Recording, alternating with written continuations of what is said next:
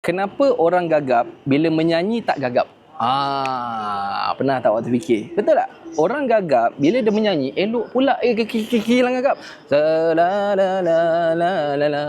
Elok pula menyanyi kau, tak gagap. So sebenarnya itulah closing. Bila awak buat presentation, bila awak bercakap, tips untuk orang-orang yang bukanlah gagap teruk. Ni gagap-gagap biasalah, macam Gabra. Tahu tak Gabra? Dia macam gemuruh jiwa, semangat membara kan. So untuk orang-orang macam tu, awak kena bayangkan bercakap ni macam lagu. Bercakap ni macam menyanyi. Dia ada intonation naik, ada turun. Hai, Assalamualaikum Puan. Nama saya Adib. Puan sihat? Macam itulah lebih kurang Dia ada lagu dia tau. Puan, ni saya nak share sikit kebaikan mikrofon DJI. Puan pernah dengar ke pasal DJI mikrofon? Dia macam itulah. Bunyi macam kelakar mula-mula tapi dia macam lagu. Sebab tu bila awak tengok saya bercakap, saya sebenarnya ada intonation yang almost sama tau. Dia naik, lepas saya drop, lepas saya makan macam buat lawak-lawak bodoh yang tak berapa nak lawak tu. Dia macam itulah. Jadi untuk orang-orang yang gagap, cuba buat lagu. Bercakap ni macam lagu.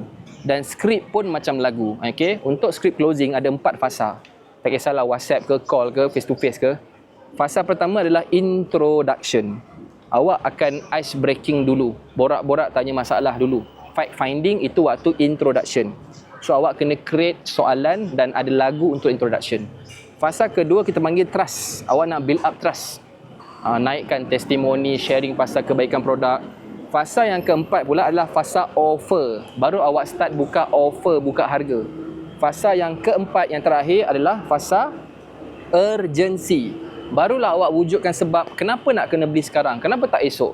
So ini adalah 4 lagu dalam closing, 4 skrip dalam closing. Introduction, trust, offer, urgency. ITOU. ITOU. So bila awak bercakap, present dengan lagu, dengan flow, insya-Allah tak gagap. Mudah-mudahan bermanfaat. Nak belajar boleh tekan dekat link bio. Jumpa dalam video seterusnya. Zas.